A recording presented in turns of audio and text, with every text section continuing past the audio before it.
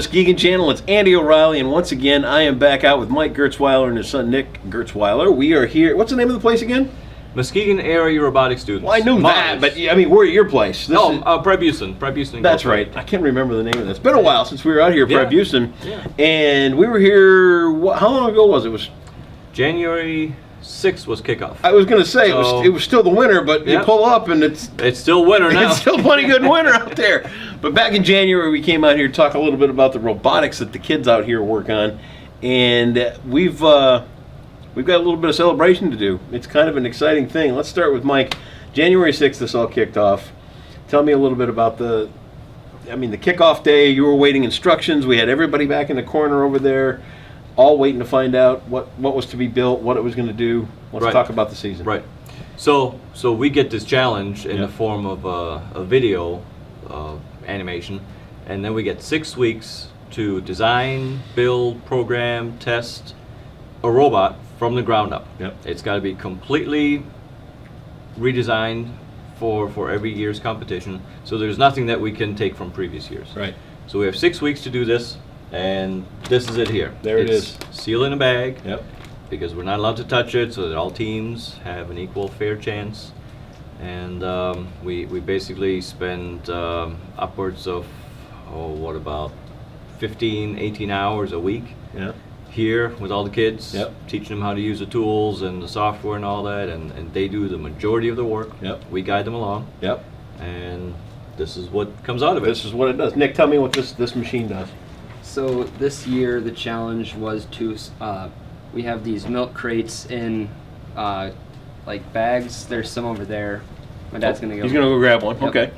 Okay. So basically what you would do is you'd pick them up off the floor or out of a chute that a human player can push them out of. Okay. And you are picking them up and stacking them on a teeter-totter and basically trying to take ownership of it by getting it to tilt your way. Okay. And there's 3 different teeter-totters, 1 in the middle and 2 on the outsides.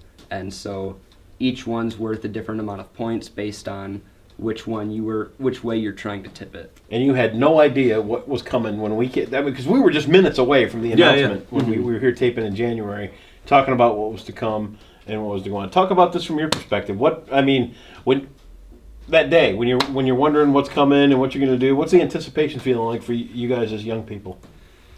Well, it's kind of just like, for the first, I'd say, hour, it's kind of like trying to wrap your brain around, okay, what is this game? How are we going to even do this? Yeah. And then it's sort of like, all right, so we know we will need an elevator. We know we're going to have to bring in the cubes somehow. We know we're going to have to use a certain drive base to drive based on what the game is, which suits it best.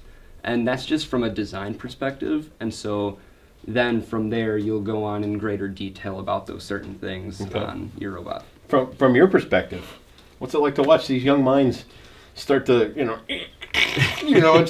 start to click? Right. Problem solve. Yeah, it's amazing to see all the ideas they come up with. Some of them are a little out there, but you never know what produces a usable idea. Trust me. So we look at them all. Mm-hmm. We write things up on a whiteboard, and we come up with a big brainstorming list, and we kind of start to narrow it down in the first few days.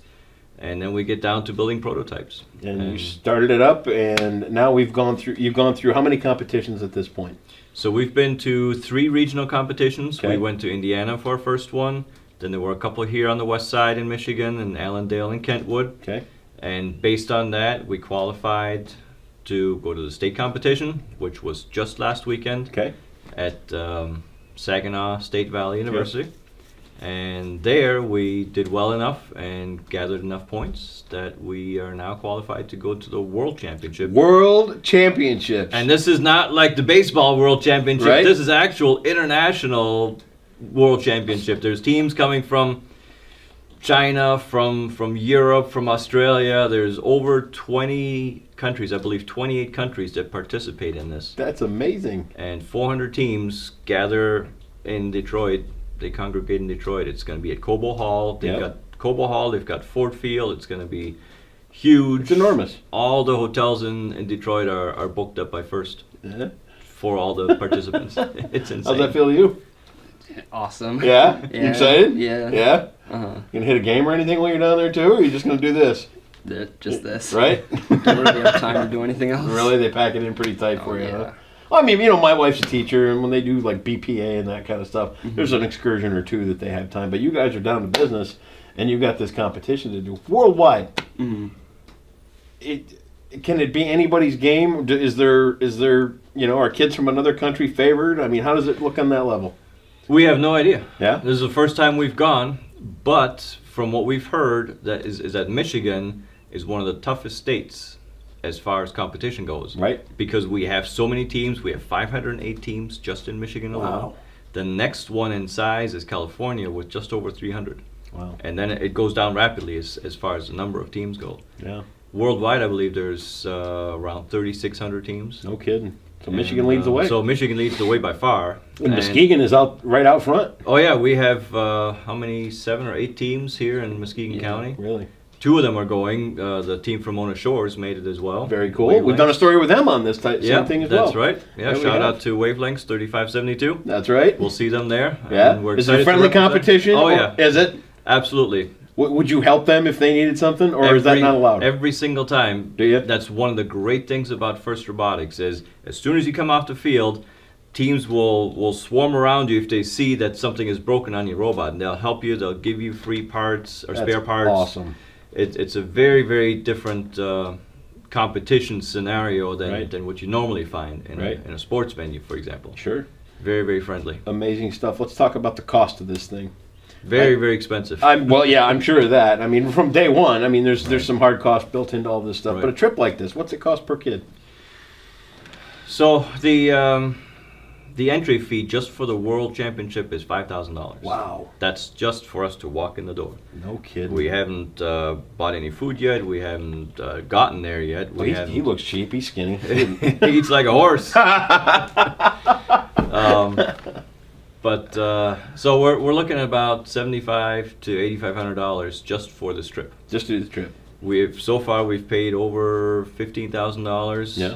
for other trips, and the robot itself, as it sits here, about what, $3,600 Yeah. Well, in parts. So But- all adds up. you look at the cost of all this stuff, and then you look at the other things that go into an education. Right. In the grand It's scheme of so things, worth it. it's a wise investment, and it's really money well spent. And You know. companies are really starting to catch on to this. Sure. They're seeing that guys like him Yeah. and girls, you know, Well, that are on our team, they're smart. Yeah. They know what they're doing now Right. by doing this. Right. And they're coming around. They're starting to snatch them up. It's getting to the point where they're starting to send recruiters to these competitions, and they're starting to handpick these kids. See that? He's thinking early retirement. Well, That means you're going to get to work early, and he's going to be out on Right. the beach somewhere. he's already got a company looking at him. Is that right? Yeah. Yep. Dude, look at you. Striker down in Kalamazoo. Striker, Kalamazoo too. Yeah. Fun. Yeah. Hey, perfect. Right, right. Are you? I mean, what kind of fundraiser stuff are you doing? Bake sales and cookies and all that kind of stuff, or is it a we'd have little to more? sell a lot of cookies Yeah. to make that kind of money. We have a Right. GoFundMe page, Okay. and so we're going out to our sponsors who've Sure. already helped us and hoping to see if they can kick in a little bit more. Yeah. General public as well. In the last 3 days, I believe, we've raised over $6,000, Nice. and We'll keep plugging away at it. so we've got a little bit more to go. Yeah. We're almost there. Okay. Um, Well, we hope. And when does this competition get underway? It's So- coming up soon. This is April 25th. It's Okay. a week from today when it starts. Okay. And it goes until Saturday the 28th. 28th. So it's 4 days Yeah. in Detroit. And we hope to do well. I think you will. I think it's an exciting thing. How about overall for you, education-wise and friendship-building-wise and all that kind of stuff? Talk about this as a value to you. Well, through First, I've met so many new people, made Yeah. a lot of new friends. It's really helped me. I think it's really helped me with my, I guess, time management skills. Yeah. Because you have to build a robot in 6 weeks, and so it kind of teaches you what you should Little pressure? prioritize. Yeah. Yeah, and a lot of pressure. That's definitely going to be helpful for future jobs.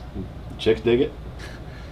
Not sure yet. Yeah, he knows, doesn't he? They do too, don't There's a lot of girls in that competition, which is great. It's Yeah. great to see It should be. the diversity. Yeah, Absolutely. absolutely. Yeah. It's a great thing. We're going to put the link to that GoFundMe page right here if you want to help these guys out and further our kids' education down there in Detroit. Click on it and give them a hand if you can. It doesn't take more than $5, $10 from a few people out there, and it's going to add up really quick. I'm glad you called me back. I really am, because I started to wonder. You know, it was January we did the story, and I'm thinking, man, am I ever going to hear from them guys again? Yeah. And you don't know how the competition goes. And I followed the page on Facebook. Right. We'll link that up here as well. And I know you guys have been having some success, but I didn't know how far along it's gotten. But now you're onto the World Championships right here from Muskeogn. Right. We've won a couple of awards along the way. Tell us a little bit about the awards, Nick. Okay. So in our Kentwood competition and Allendale competition, both of those we won a Controls Award. Okay. And what that is basic, or Innovation in Controls Award. And what that is basically like how you control your robot, certain things you use to control your robot. We got this award because we actually use vision on our robot for autonomous. Okay. And what that does is there's these tracking targets on the field, and we use our camera to look at those, and once it sees them, align with them automatically. Wow. And so right now the student who is working on that is also at the Muskeogn Community College with not a mentor, but he works there, and so they're working on a facial recognition program, and so that's pretty cool.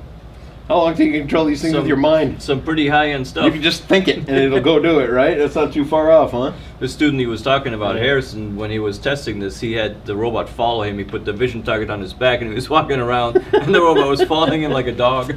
Amazing. What's this pretty one cool for? stuff. That's the same one. We won it twice. Yep.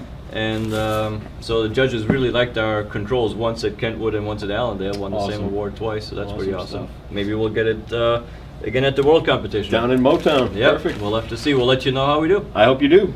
All the details are right here on the Muskeogn channel. Make sure you support these guys if you can. $5, $10, $20. If you got a bigger pot to dig out of, that's fine too. They'd be happy to take your support and help support these kids on their way to Detroit World Championships. Great job, guys. Congratulations. We're proud to send you down there. Proud to help tell the story right here. All the links will be right here on the Muskeogn channel. Great job, guys. Thanks. Thanks, Andy.